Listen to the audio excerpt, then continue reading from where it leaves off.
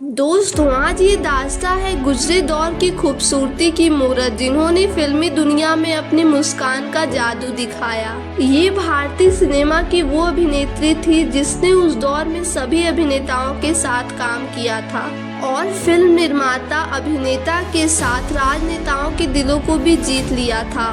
एक ऐसी अनोखी शख्सियत के बारे में हम आपको बताएं, इससे पहले हमारे सुनाओ कहानी चैनल को सब्सक्राइब कर लें। तो ये अनोखी शख्सियत है मधुबाला। मधुबाला का जन्म 14 फरवरी 1933 में एक गरीब परिवार में दिल्ली में हुआ था। इनके पिता का नाम था अता उल्ला खान और इनकी माता का नाम था आयशा बेगम। इनके माता पिता ने इनका नाम मुमताज जहां बेगम दहल रखा।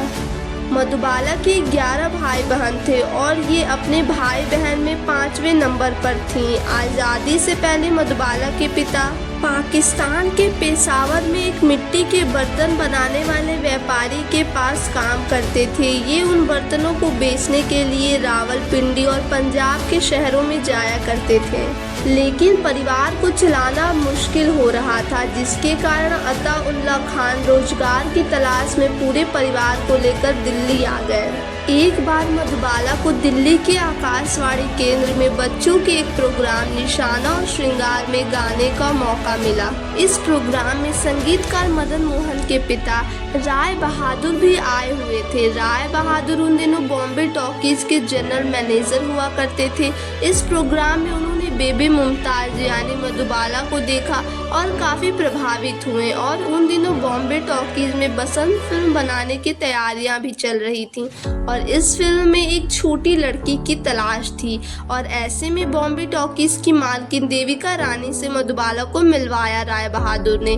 देविका रानी भी मधुबाला को देखकर हैरान थी और फिर बिना कुछ सोचे बसंत के लिए चुन लिया गया मधुबाला को। मधुबाला को उस वक्त पैसों की बहुत ज़रूरत थी घर को चलाने के लिए और इस फिल्म के साथ मधुबाला 150 रुपये महीने पर बॉम्बे टॉकीज के लिए काम करने लगी और 1942 में बसंत फिल्म रिलीज हुई। यह फिल्म उन दिनों की सबसे ज़्यादा कमाई करने वाली फिल्म बन गई थी। इस फिल्म की सफलता के बाद बॉम्बे टॉकीज से बाल कलाकार की ज़रूरत नहीं रही। 150 रुपये की नौकरी से मधुबाला को हटा दिया गया। इस नौकरी का जाना एक बड़ा दुख बन गया था। इसके बाद मधुबाला दिल्ली से बॉम्बे चली आई और बॉम्बे आकर भिवंडी में रहने लगी। मधुबाला के पिता की मधुबाला से ही सारी उम्मीदें थी, इसीलिए वह ऑडिशन देने जगह जगह जाया करती थी अपने पिता के साथ। फिर एक दिन इनकी मुलाकात हुई एक्टर मोतीलाल से। मोतीलाल मधुबाला की कला को बसंत फिल्म में देख चुके थे। उनकी सिफारिश पर रंजीत स्टूडियो में ही 3 साल के लिए 300 रुपये महीने पर उन्हें रख लिया गया और ये 300 रुपये मधुबाला के परिवार के लिए बड़ी बात थी। इसके बाद मधुबाला ने रंजीत स्टूडियो के साथ 1944 में मुमताज महल, 1945 में धन्ना भगत, 1946 में राजपुतानी फुलवारी फिल्म में बाल कलाकार के रूप में अभिनय किया था। इनकी जिंदगी अब बेहतर चल रही थी, लेकिन फिर एक दिन ब्रिटिश जहाज आया जिसमें गोला बारूद के साथ सोना भी था। अचानक लगी आग से विस्फोट हो गया और इसी विस्फोट में उनके 5 भाई और 2 बहन की मौत हो गई। मधुबाला और उनके माता पिता बच गए क्योंकि ये लोग एक थिएटर में गए हुए थे। इससे पूरा परिवार उजड़ गया। समय गुजर रहा था, मधुबाला के ऊपर कम उम्र में ज़्यादा जिम्मेदारियां आ गईं। मधुबाला कभी स्कूल नहीं गई। उनके माता पिता ने उनकी ज़रूरत को देखते हुए मधुबाला को घर पर ही हिंदी, अंग्रेज़ी और उर्दू की पढ़ाई कराई और फिर उन्होंने पहली बार बतौर हीरोइन नीलकमल में अपनी खूबसूरती और एक्टिंग से फिल्मी पर्दे पर छा गईं। इस फिल्म में इनके हीरो थे राज कपूर। उनकी भी ये पहली ही फिल्म थी। जब उन्होंने देखा मधुबाला को तो देखते ही रह गए और वह कहते थे कि मधुबाला को भगवान ने खुद अपने हाथों से बनाया है। नीलकमल के बाद मधुबाला के पास फिल्मों की लाइन लग गई थी, जिसमें मधुबाला की कुछ फिल्म आई जिसमें दिल की रानी, अमर प्रेम, खूबसूरत दुनिया। हालांकि ये फिल्में उतने नहीं चल पाई। उन्होंने अपने परिवार के लिए दिन रात मेहनत किया। साल 1949 में बॉम्बे टॉकीज के द्वारा बन रही फिल्म महल, इस फिल्म के निर्माता और अभिनेता थे अशोक कुमार। इस फिल्म की कामयाबी ने मधुबाला को रातों रात स्टार बना दिया। इसी फिल्म से मुमताज़ जहां बेगम दहलवी का नाम बदलकर मधुबाला पड़ा और ये नाम पूरी दुनिया में मशहूर हो गया और ये 1950 की सबसे लोकप्रिय और सबसे ज़्यादा पैसे कमाने वाली अभिनेत्री बन गई। इसके बाद 1949 से लेकर 1951 तक मधुबाला की कुछ फिल्में जैसे अपराधी, निशाना, परदेस, बेकसूर, मधुबाला, बादल जैसी फिल्म आई। साल 1952 से 1954 तक साकी, दिल का रेल डिब्बा, अरमान जैसी फिल्में आई जो सफल फिल्में थीं। इसमें मधुबाला की खूबसूरती और अभिनय देखने को मिला। साल 1950 में मधुबाला ने फिल्म बादल भी साइन की थी। इस फिल्म में इनके हीरो थे प्रेमनाथ और मधुबाला एक साथ कई फिल्मों में काम कर रहे थे, जिससे ये दोनों एक दूसरे के बेहद करीब आ गए और प्रेम करने लगे। यह दोनों शादी भी करना चाहते थे, लेकिन धर्म अलग अलग होने की वजह से ऐसा नहीं हो पाया। आगे चलकर प्रेमनाथ ने मशहूर अभिनेत्री वीना रॉय से शादी कर ली। इससे मधुबाला को बहुत बड़ा सदमा लगा। मधुबाला बहुत दुखी थी। 17 साल की मधुबाला का दिल टूट गया, लेकिन उन्होंने कभी हार नहीं मानी और उन्होंने फिर से फिल्मों में अपने आप को व्यस्त कर लिया। मधुबाला उस समय एक बहुत ही बड़ा आकर्षण हुआ करती थी। शूटिंग के वक्त एक झलक पाने के लिए लोग सभी हदें पार कर देते थे, जिसकी वजह से उनकी शूटिंग को रोकना पड़ता था और ये सब देखकर उनके पिता ने मधुबाला के लिए बॉडीगार्ड रखे, जिससे भीड़ से उनकी सुरक्षा हो सके और यहीं से बॉलीवुड में बॉडीगार्ड रखने का फैशन शुरू हुआ। फिल्म रेल का डिब्बा में शशि कपूर और मधुबाला साथ काम कर रहे थे और शशि कपूर मधुबाला को देखकर डायलॉग भी भूल जाया करते थे। तो ये क्या हो गया, तेरे पीछे दिल ये तबाह हो गया, देखो न जाओ ऐ जाने मन, धीरे चल ऐ बिकी हवा, सलाम आपकी मीठी नजर। मधुबाला के दीवाने सिर्फ अभिनेता या निर्माता ही नहीं बल्कि गीत लिखने वाले भी थे, जिसमें आशा भोसले, लता मंगेशकर भी शामिल थी। मधुबाला के ऊपर फिल्माए गए अधिकांशतः गाने लता मंगेशकर ने ही गाया है। क्या जब प्यार किया तो डरना हारी चलो मान जाओ मधुबाला 1954 में जब फिल्म बहुत दिन हुए की शूटिंग कर रही थी और उस समय सेट पर वो हुआ जो शायद नहीं होना चाहिए था। मधुबाला को अचानक शूटिंग के दौरान खून की उल्टियां होने लगी और उनके पिता अताउल्लाह खान ने ये बात का कारण किसी को नहीं बताया। मधुबाला की ये बीमारी बढ़ती चली जा रही थी। मधुबाला उस समय की वो नाम थी जिसके साथ सभी जुड़ना चाहते थे। उन्होंने अब फिल्मों का निर्देशन करने का भी सोचा। उन्होंने फिल्म नाता में अपनी सगी बहन चंचल के साथ अभिनय किया, लेकिन ये फिल्म चल नहीं पाई, जिससे मधुबाला को काफ़ी नुकसान हुआ। उनका काफ़ी पैसा डूब गया। फिर 1995 में मधुबाला की film I mister and Mrs 55। इस फिल्म में इनके अभिनेता थे गुरुदत्त। इन दोनों की जोड़ी ने कमाल मचा दिया। इस फिल्म की सफलता और कमाई ने मधुबाला के फिल्मी करियर को और ज़्यादा बुलंदियां दी और ये फिल्म उस समय की सुपर डुपर हिट फिल्म रही। यहाँ तो 2-4 रोज भूखे रहने के बाद भी रोटी नहीं मिलती। मधुबाला की जिंदगी में सब कुछ था, लेकिन नहीं था तो सिर्फ एक हमसफर। लेकिन एक दिन आया जब ये खूबसूरत हसीना एक बार फिर अपना दिल दे बैठी थी दिलीप कुमार को। मधुबाला और दिलीप कुमार ने फिल्मी पर्दे पर सलीम और अनारकली के किरदार को जिंदा कर दिया था। मधुबाला और दिलीप कुमार फिल्म तराना कर रहे थे। यहाँ दोनों की मुलाकात पहली बार हुई थी और तभी मधुबाला दिलीप कुमार के प्यार में पड़ गई। मधुबाला की बहन भूषण के मुताबिक इन दोनों का प्यार यहाँ तक पहुँच गया था कि इन्होंने सगाई भी कर ली थी, लेकिन शायद खुशियाँ मधुबाला की किस्मत में थी ही नहीं। सब कुछ बनते बनते एकदम से बिगड़ गया। दरअसल फिल्म निर्माता B.R. चोपड़ा ने 1956 में अपने फिल्म नया दौर के लिए दिलीप कुमार और मधुबाला को साइन किया था।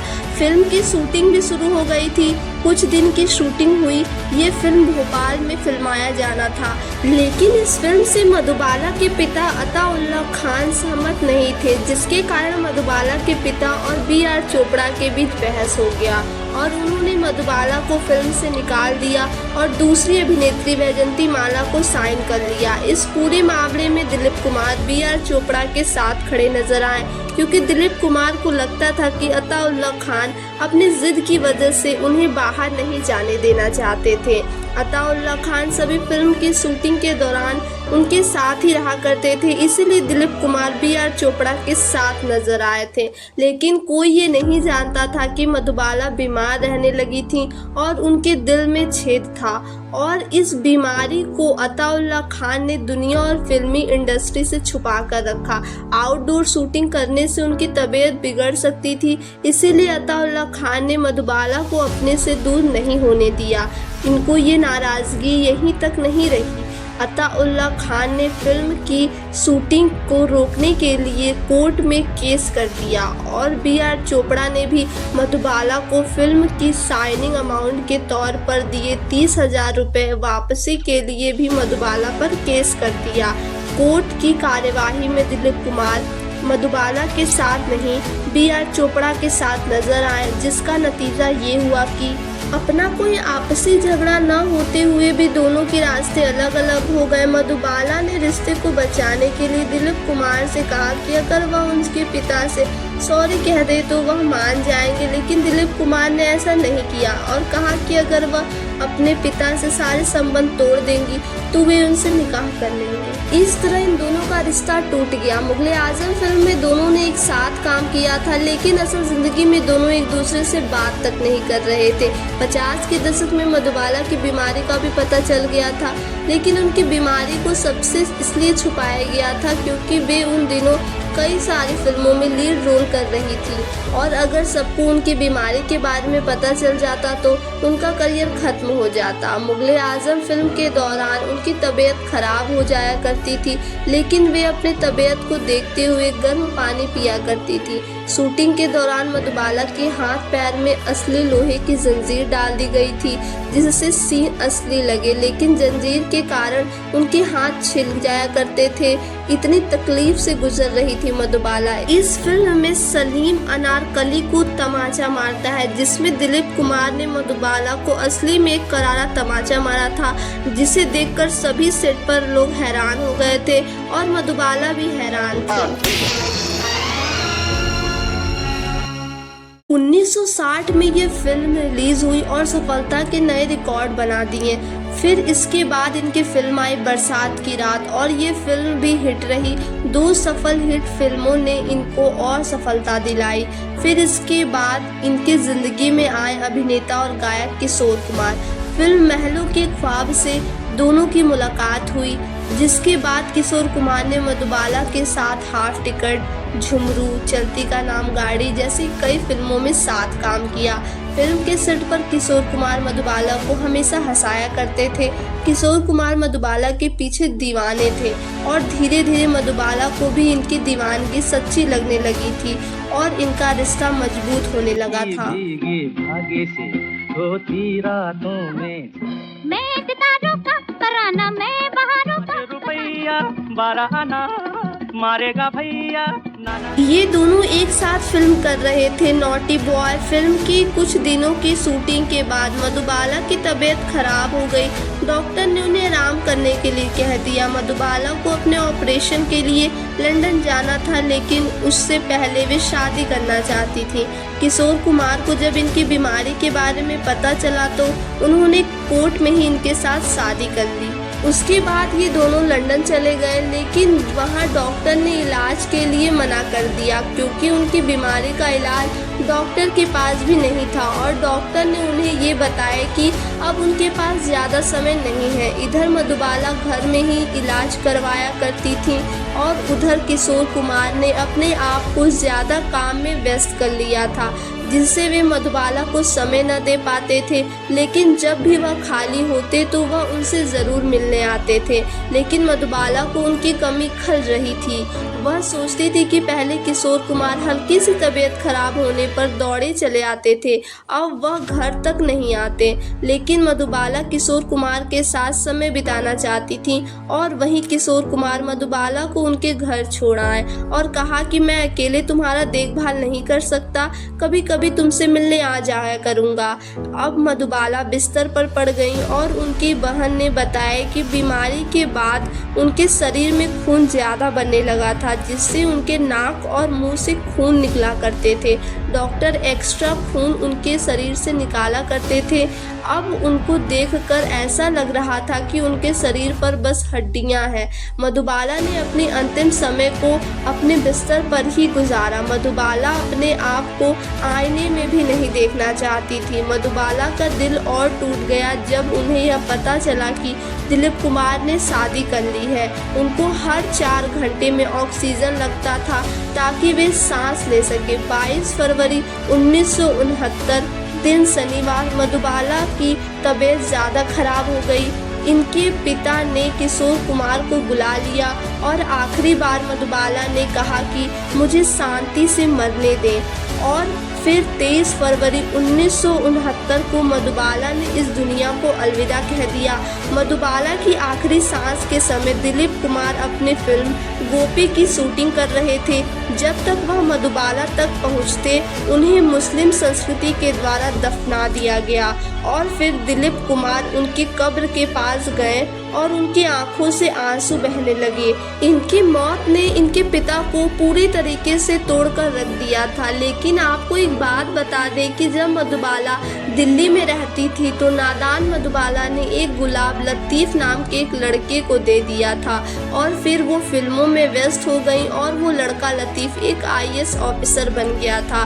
जब उसको मधुबाला की मौत के बारे में पता चला तो उसने वो गुलाब के फूल मधुबाला के कब्र पर रख दिए। मधुबाला भले ही अब इस दुनिया में नहीं है, लेकिन आज भी उनकी खूबसूरती और अभिनय की चर्चा होती है।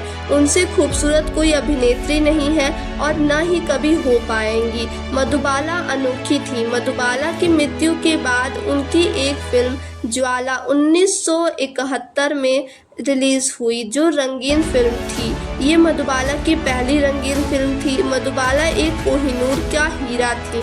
वह सौंदर्य की देवी थी। वह अनुपम सुंदर और उनकी मुस्कान का क्या ही कहना। पूरी दुनिया इनकी दीवानी थी।